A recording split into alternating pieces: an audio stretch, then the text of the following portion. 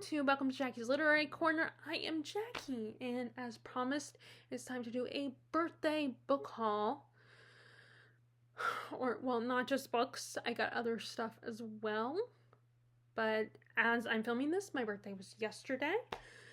And it is time for me to show you what I got for my birthday. So, first, I'll show you. So my aunt is visiting right now, so she got me a Starbucks gift card. And so I'm excited to use that or put that. And then, so this was a gift that came from my sister. So, which is really cool because it is actually handmade. So she has a friend who's a bookbinder, and I don't know if he does it for a hobby or it was his job originally. I'll have to ask her. But she picked out the pages and the cover design. And I did already start writing in it, so I am very excited. And you know, the fact that it's handmade makes it more special, I think. And I mean, I love the stuff I get, you know, like a movie or like a book or something, you know, like, you know, I do appreciate that stuff, and I like that stuff, but there's something special about something that someone has handmade for you. Which is really cool. And like the gift she got me last year, that the family got, I should say, like, was this necklace that she had said was handmade. She got it from a store where the woman makes jewelry, so she got this for me. So I thought that would, you know, and it's one of my favorite necklaces to wear. I wear it almost every day. And sometimes I forget, but I mean, it's tricky wearing this at work though because it does get caught on stuff. But yeah, so my sister seems to be really good at gift giving because she, you know, picks very special gifts. So now let's talk about what Terry got me. First, she got me Salem's Lot, the one that came in the early 2000s with Rob Lowe in it. This is the only one I'm familiar with. I did watch the movie from the 70s because it is on, I don't know if it's Max or, you know, Netflix or whatever, but I did watch it. It did have the same appeal to me that it would have for other people, but I didn't grow up watching it, and, you know, I was doing what I always do, which is multitask. So I wasn't 100% paying attention to it, so I don't have any attachment to this one, but this is the first adaptation I saw, and I really liked it. I enjoyed it. I know not people that grew up with the original 1970s miniseries movie. I mean, I get it, and that's fine, you know, but that one didn't do it for me. I mean, I agree it does have atmosphere, and it's creepy, it does a good job at that kind of stuff, but I really like this one, you know. I don't know how 100% accurate. It's been a long time since I watched it. And then also, it has Rutger Hauer. And I really like their approach to Barlow. That's the vampire's name. When I first was filming this, because it's my second attempt at filming this video, I couldn't remember the vampire's name. But Barlow is the vampire's name, and I think Rutger Hauer did an amazing job. He's one of those actors that's, you know, there's just something sinister. There's something sinister about him, but he plays, you know, but he can be charming at the same time. Kind of like Danny Houston a little bit. But in the same thing with Donald Sutherland too. He has that kind of, you know, there is something off, but he can seem charming at the same time. But yeah, so I got this. I'm happy to have this. Then so Terry asked give her one specific thing I wanted, and I said this: The Trouble with Miss Montgomery Hearst by Katie Lumsden. This is Katie's second book. She is a booktuber, the Katie from Books and Things.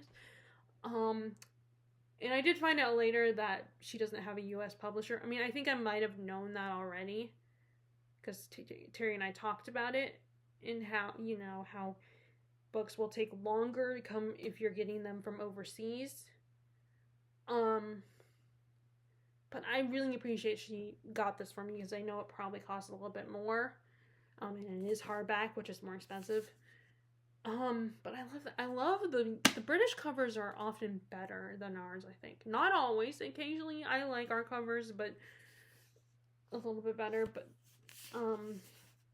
so this is a story about this guy who I think has a young wife. He marries a young wife, and everyone is talking about it. Everyone in their community is interested in her and fascinated by her, and and she says it's very, Katie says, very vain of like Jane Austen or Elizabeth Gaskell novel. In fact, she has a little thing on here that says a love letter to Jane Austen and Elizabeth Gaskell. So I am so excited to have this, and I got the UK cover. I mean, I had no other. I couldn't get a US cover because it doesn't have a US publication yet. So I'm really excited to have this. Her second book. And I did get off of Amazon. I know a lot of people don't like using Amazon anymore because there's, people have issues with that with Amazon. So Katie did say in a video that if you don't want to get that, you can get it off of Blackwell's. The Blackwell's company. And I think it is a UK bookstore. But of course, I think it must deliver internationally, like Amazon does. So if you don't want to use Amazon, but that Amazon is where I got the book, because my mom uses it, so it's. But as I always say, I do use thrift books also. But I'm excited to read her book, her second book. Last but not least, so it has been a Lord of the Rings theme for Christmas and my birthday. This past Christmas, my birthday. So Terry got me The Philosophy of Tolkien, The Worldview Behind the Lord of the Rings by Peter J. Kreeft. But I remember seeing this, and I just got really excited to see that. I found this so interesting. I got excited to read. Really excited at the idea of this, like how his religion and his experiences influence his work. I mean, he is a very devout Catholic, and even though he's not a fan of allegory, there is no doubt that his belief system influenced his work.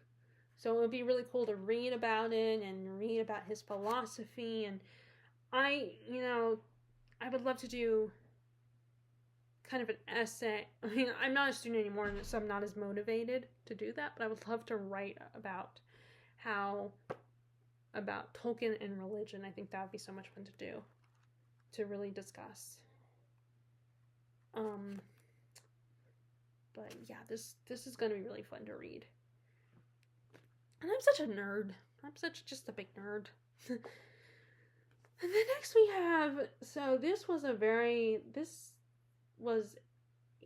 character was very popular, and he made quite an impression on everybody. Although there are people that say that it wouldn't make sense to include him in the movie franchise, Lord of the Rings franchise, because it would mess up the pacing, and he just wouldn't fit the tone of the movies.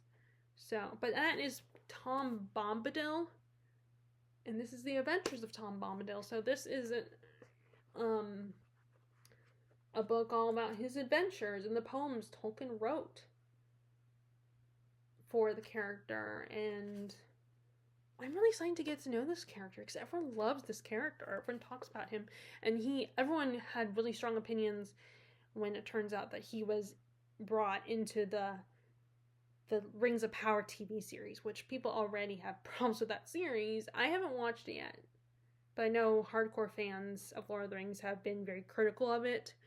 Like, they didn't like their approach to, like, Galadriel. And it seems like lately there's been a lot of fantasy adaptations that just are very disrespectful to the fans and just trying too hard to, like, basically do a checklist things to include. And like, I know that that one movie that came out on Netflix it's actually based on a book I think it's a princess movie where a princess gets sacrificed to a dragon and she has to escape somehow. And it's very girl boss and everything. And so a lot of people were very critical of that. I thought it was okay.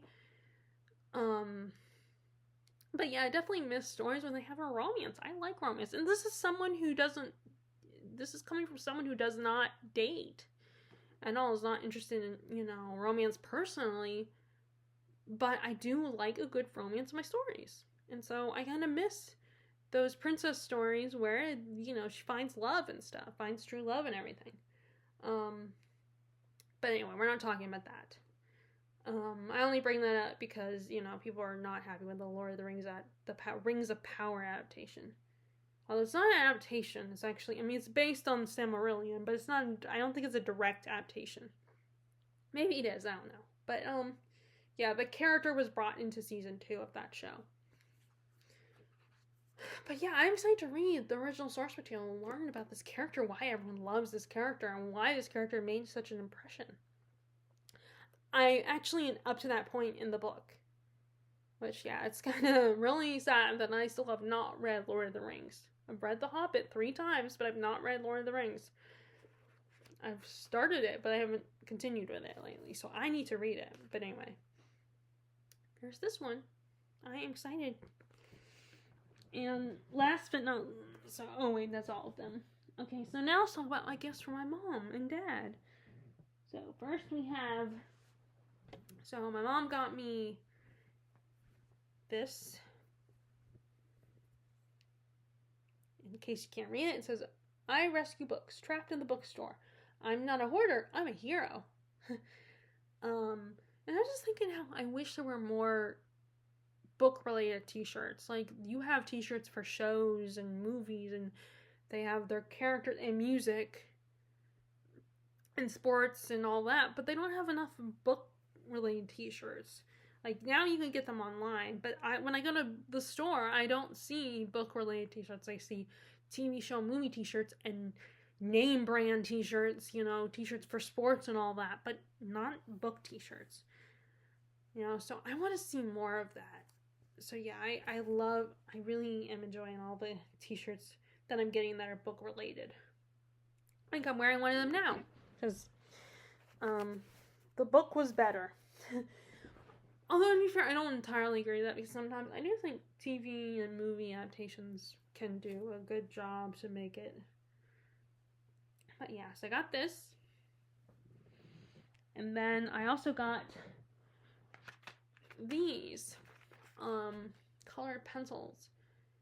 They're the ones you don't have to sharpen, but they will eventually run out.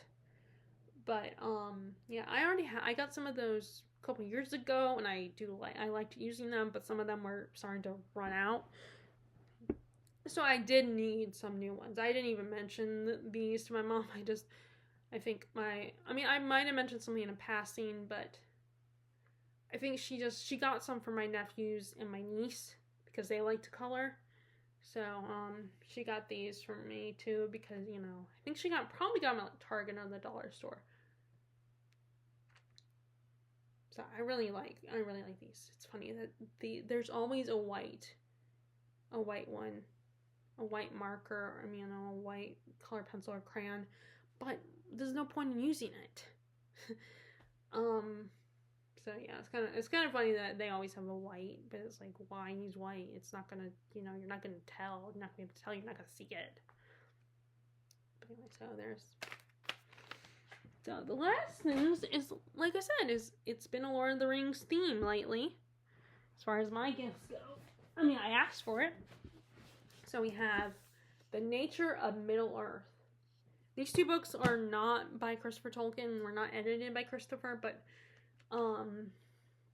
this is talking about kind of the history of the world and everything, and its creation and all that. As soon as I saw it, I was like, I want it. I want this, because you guys know I want to have a Tolkien shelf, and I want to read everything about Middle-earth, even though I've not read Lord of the Rings all the way through. And this is my project this year, but we'll probably take it into next year. And I do like the hardbacks. It's just they're heavy and take up space and they're more expensive. So it's easy for me to personally buy paperbacks. But even the paperbacks, can cost a little bit, at least at Books A Million. So there's that. And sometimes the hardbacks are pretty. Like, they have colored illustrations, or sometimes on a rare occasion there is a design on the cover, not in these, but so there's that one. And the last one, this big boy. This is The History of the Hobbit, edited by John D. Rateliff. So, in this, last time I filmed this, I read the little back flap, the inside flap, and it does say endorsed by Christopher Tolkien as a companion to his essential 12-volume The History of Middle-earth. And I eventually would love to get all 12 volumes for my shelf, but I am happy with this for now, because The Hobbit is the one that I've read multiple times. And it's just, it's so cool to have, like, and it says it has illustrations and stuff like that, so it's just, it's so cool to have this, and I want to continue to read, like, just really study the world. Like, I would love to take a class, if I could, on Tolkien. Like, that would be so much fun. So I'm treating it as close to a class, as this being like a class as I can get. Because I kind of miss that aspect, like, of school. Like, I know I'm such a nerd, but I liked, I like studying things that I'm really excited to study and be able to pick the subject matter. So I like to treat it how you would treat if you were a student or a scholar. A scholar probably sounds better, like scholar. So that is what I got for my birthday this year. I hope you liked the video. I hope you are enjoying your reading, and I will talk to you all later. Alright, bye!